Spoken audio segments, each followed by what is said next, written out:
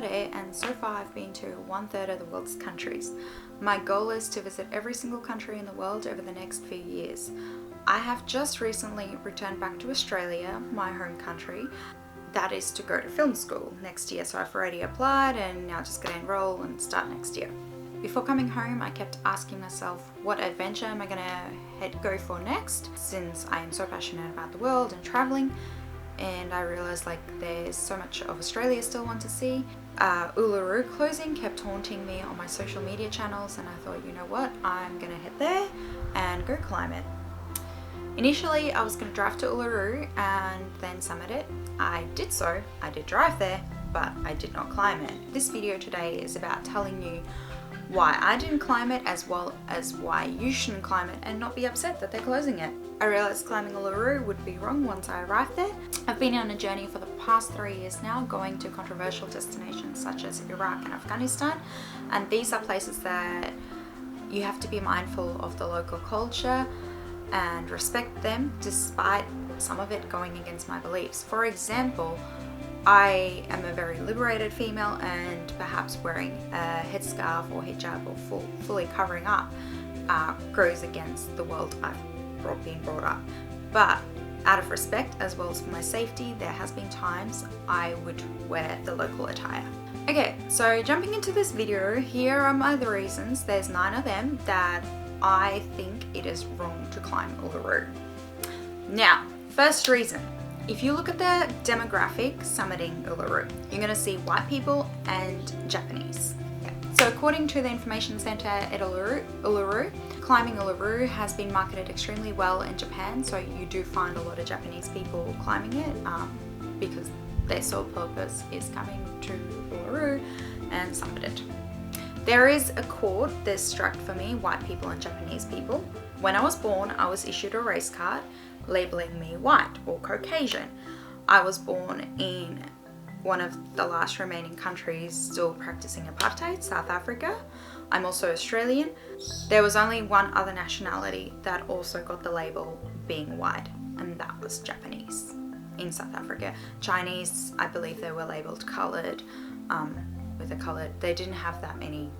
They didn't distinguish very well between races. There was just a few races you could be. So to climb up Uluru is a conquest and an accomplishment. I'm not blind, and chances are if you're watching this video, you're not blind either. You can clearly see I am white. So for me to go up Uluru, I would have felt like just another white guy conquering something sacred to the local indigenous population. One girl I know who climbed Uluru, she shared with me how she saw some white painted footsteps going up, and it actually made her turn around because my words echoed in her head. The universe was telling her not to go further because she ran out of water and she saw those, but then the universe returned water to her, so she ended up climbing Uluru. But wherever I have been in the world, I keep seeing the white man having conquered, colonized in particular, the world. Africa is a very good example, considering 53 out of the 54 countries have been colonized. Only Ethiopia wasn't colonized, so obviously most of it's been returned, but we can see how much damage colonization has done to the world. And yes, visiting every country in the world, it's not a conquest to me, it is something I'm doing to connect with different cultures and as well as learn. 3 years ago, before I set off on this journey, I would have been up there. I would have been up on top of Uluru with no questions asked. Okay, so the second reason. The walk up on that side, it holds special significance to the Mala men. It's a spiritual ritual for them. I expect others to respect my religion and my rights to practice my religion, and respect is earned, it's not given. This universe is powerful in what we send out. So wherever I go, I respect other cultures and their religions just as much as I want my religion to be respected, and so far in my life it has. It's paying off, just being respectful to others. Just because the indigenous population is, their religion is something I don't comprehend and understand, does not mean I need to respect it any less. Imagine putting chains up the side of a Catholic church and summiting that. Okay, moving on. Third reason. Luckily, Mother Nature actually dictates when Uluru is open to climb or not to climb. because if it had permitted me to earlier, I probably would have climbed it and not changed my mind. So when we first arrived, we watched the sunrise, which wasn't that spectacular because it was all overcast. So initially for the first 2 days, Uluru was closed. And due to it being closed, it gave me a chance to visit the cultural center before actually climbing, and they do ask you to visit that before you actually climb. Got there really early in the morning, and the cultural center actually opens a little bit later, so if you plan to climb at 7 o'clock, you're not going to get a chance to walk through the cultural center. Walking through the cultural center, there is a message you can read. There's lots of messages and lots of information, but one particular message stood out to me, and that was that it says, that is a really important sacred thing that you are climbing. You shouldn't climb. It's not the real thing about this place. The real thing is listening to everything. And it was ingrained in my mind. So from there on, that is what I did for the next 4 days I spent at the Uluru National Park. So not long after reading that message, we attended the 10 a.m. free guided tour at the base of Uluru. So Mother Nature still didn't want us to climb Uluru, so instead I listened to the wind, and I decided to go for the 10-kilometer hike around Uluru, and yeah, that was spectacular just being there. It's so powerful. So yeah, I even concocted little stories I thought that the wind was telling me whilst walking around. Okay, so now reason 4. I had to weigh up. What am I going to regret more in my life? Am I going to regret it more that I climbed it, or am I going to regret it more that I didn't climb it? I realized I could continue the rest of my life quite peacefully knowing I never climbed up Uluru, and yeah, it's still open to climb, and I'm not rushing over there to climb it, so no regrets yet about not climbing it. Reason 5. So this isn't a reason I didn't climb, but this is a reason why you should reconsider whether you should climb. So physically, I was completely capable of doing it. Well, I think I am. I've climbed like Tiger's Nest. It's like twice as high, much more steeper, etc. And quite humid, whereas there was no humidity. It's not the middle of summer. Yeah, so it was perfect conditions to actually climb it still. And yeah, it was open. And yeah, those hikes I did, I was actually a lot more unfit. So probably a good chance I would have been able to climb Uluru. So if you're not fit, you should not climb Uluru. If you're planning to strap your baby to your back, or you're going to force your 3-year-old, or your 4-year-old, or your 5-year-old, or even someone under 10, you are an idiot. Don't do it. People have died climbing up Uluru. 37 people, in fact. It is dangerous, and people who have climbed up it do say that it is dangerous.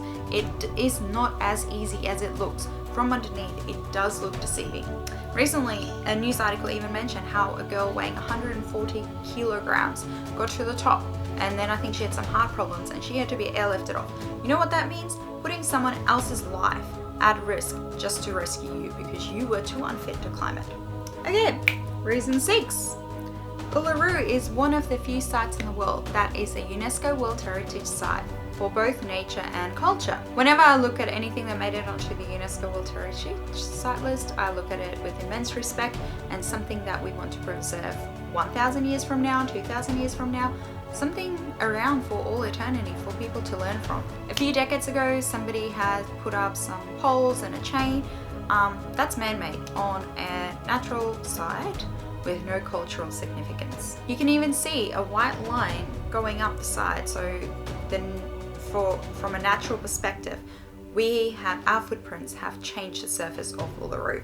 I was also informed that it's been smoothed over from everyone's footsteps. So yeah, I decided I do not want my footsteps to add to that, to changing that. So initially when I was like trying to tell myself, yeah, it's okay to go climb Uluru, I was like, yeah, my footsteps is gonna have 0 impact. But yes, I ended up having to ask myself, what world do I want to leave behind for the next generation? So yes, if you are the type of person that says no to a plastic bag, no to a plastic straw, because you're trying to leave a better world behind for the next generation, you should probably say no to climbing Uluru just because your footsteps is just one more plastic bag, it's just one more plastic straw. Honestly, it is really beautiful and stunning and good enough just to look at.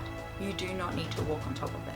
Now, reason 7. People have left their shits, their dirty nappies, their chewing gum, other rubbish. What do you think happens when it rains? It washes down. The local wildlife has to drink from that water that is now contaminated by your feces. So it only rains about 300 millimeters of rain a year there as well. And there is so much nature and green scrubs around that Uluru. That nature depends on that water for its survival. So yeah, if you want to argue it doesn't actually have such a big environmental impact, let's forget that. Let's think of it as this is a sacred site. What makes you think it is okay to use a sacred religious site as your personal toilet?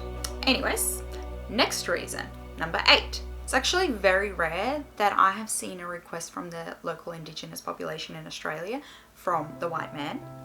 For once, their words were, please do not climb. They don't actually tell us, do not climb this. They just ask you very nicely, please don't do this, and they tell you why. I decided for myself that the least I can do is respect the local people who have been taking care of that site for the last thousands of years, to respect their wishes. So last but not least, reason 8.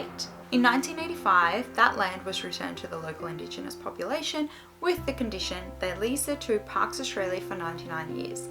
I don't consider that fair, considering you're telling them like, this is yours, but as long as you let us use it. And yeah, so hopefully that makes you think, and I'm gonna apologize if I'm coming across as self-righteous. I've been walking a journey very few have had the privilege to do, and I have made this video to share the lessons I have learned over the past few years. So yeah, one thing is appreciating this diverse world we are all a part of. If just one person decides not to climb before it closes very, very soon, my job is done. And perhaps you end up watching this video after it's already closed and you decided to climb it. The next time you get to choose about respect for local culture, I hope that you're going to choose to respect that culture and their wishes that they are asking of you. Our short-term desires are not more important than the wishes of a local culture or tribe. Anyways, thanks for watching. So yeah, if you enjoyed watching this, please subscribe or go check out my Instagram for some photos and stories of places you have never even considered visiting. Yeah, thank you and bye-bye. Hopefully I'll see you guys again.